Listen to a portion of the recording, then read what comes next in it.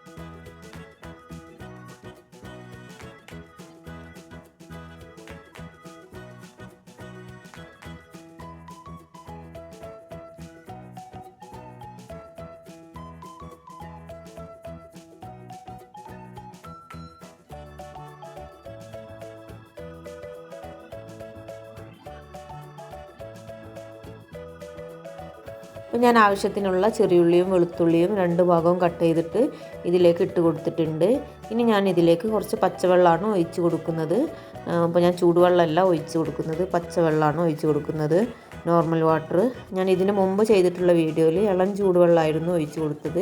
അപ്പോൾ ഒരുപാട് പേര് കമൻറ്റ് പറഞ്ഞിരുന്നു ആ ഒരു വെളുത്തുള്ളിയുടെ ഗുണങ്ങളൊക്കെ പോകും, ചുടുവെള്ളം ഒഴിക്കാതെ നമുക്ക് തൊലി കളയാൻ എന്തെങ്കിലും വേറെ ടിപ്പുണ്ടോ എന്നൊക്കെ ചോദിച്ചിരുന്നു. അപ്പോൾ അവർക്കൊക്കെ യൂസ്ഫുൾ ആവുന്ന ഒരു ടിപ്പാണ് ഇന്നത്തെ വീഡിയോയിൽ കാണിക്കുന്നത്. അപ്പോൾ ഞാനിന്ന് വെളുത്തുള്ളിയിലേക്ക് പച്ചവെള്ളമാണ് ഒഴിച്ച് കൊടുക്കുന്നത്.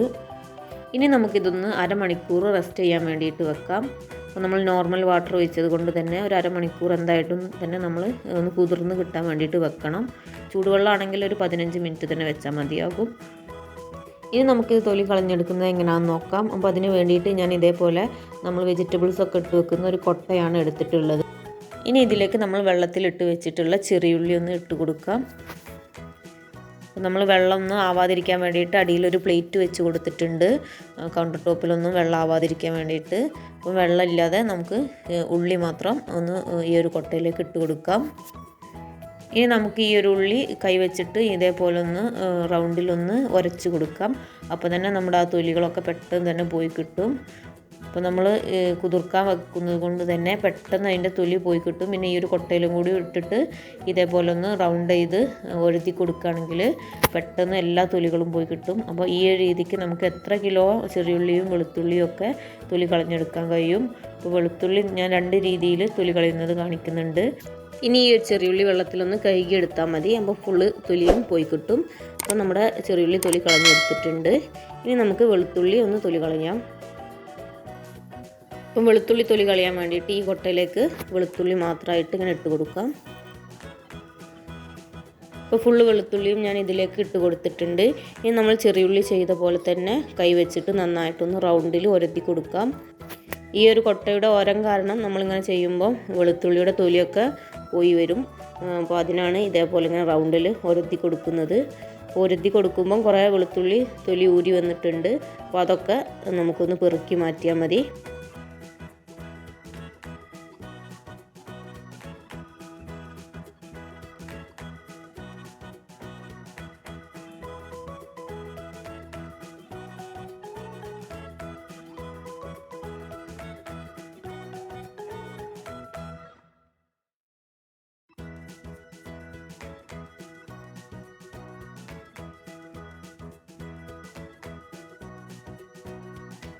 അപ്പോൾ നമ്മൾ തൊലി പോയിട്ടുള്ള വെളുത്തുള്ളിയൊക്കെ പെറുക്കി മാറ്റിയിട്ടുണ്ട്.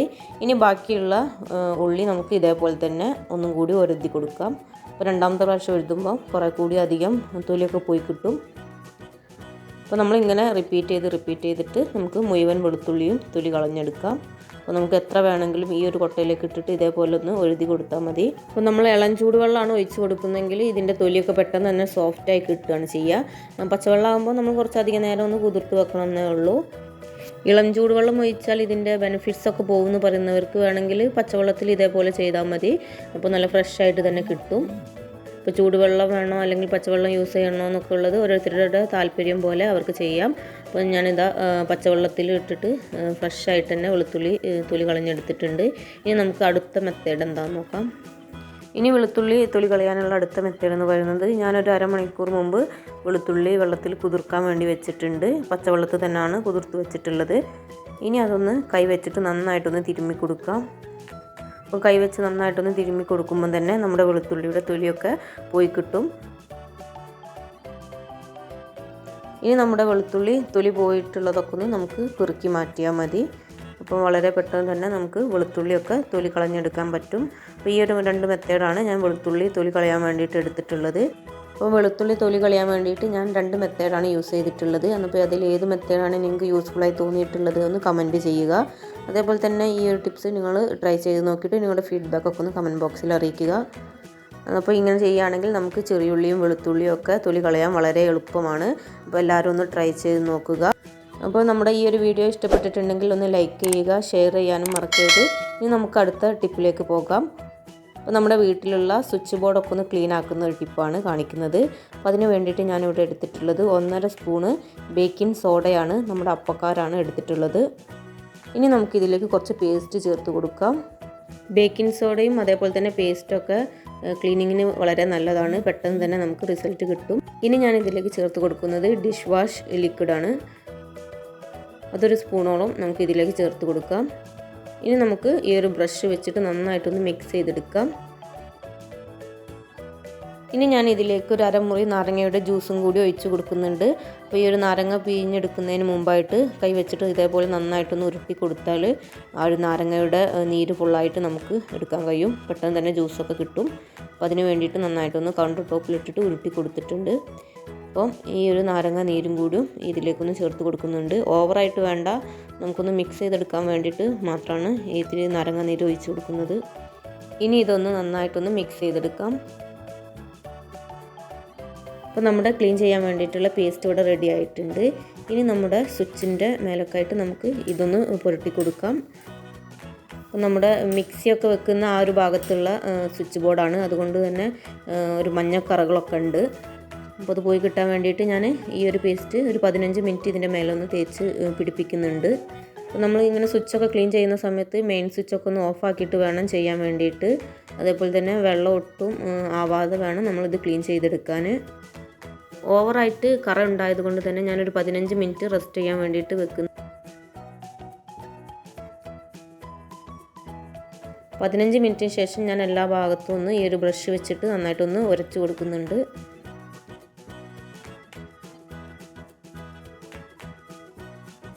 ഇനി നമുക്ക് അധികം ഒരു നനവില്ലാത്തൊരു തുണി എടുത്തിട്ട് നമുക്ക് സ്വിച്ചൊക്കെ നന്നായിട്ടൊന്ന് തുടച്ചെടുക്കാം. അപ്പം വെള്ളം അധികം ഇല്ലാത്ത നന്നായിട്ട് പിഴിഞ്ഞെടുത്തിട്ടുള്ള തുണി വേണം എടുക്കാൻ. ഇനി ഈ സ്വിച്ചുമുള്ള മഞ്ഞ കറകളൊക്കെ ഒന്ന് പോയി കിട്ടാൻ വേണ്ടിയിട്ട് നനവില്ലാത്തൊരു സ്ക്രബ്ബറിൽ ഈ ഒരു പേസ്റ്റ് ആക്കിയിട്ടുണ്ട്. എന്നിട്ട് നന്നായിട്ടൊന്ന് ഉരച്ച് കൊടുക്കുന്നുണ്ട്.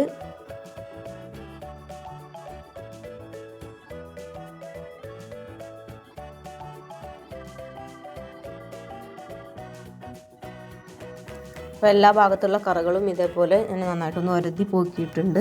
ഇനി നമുക്കൊരു നനഞ്ഞ തുണി വെച്ചിട്ട് എല്ലാം ഒന്ന് തുടച്ചെടുക്കാം.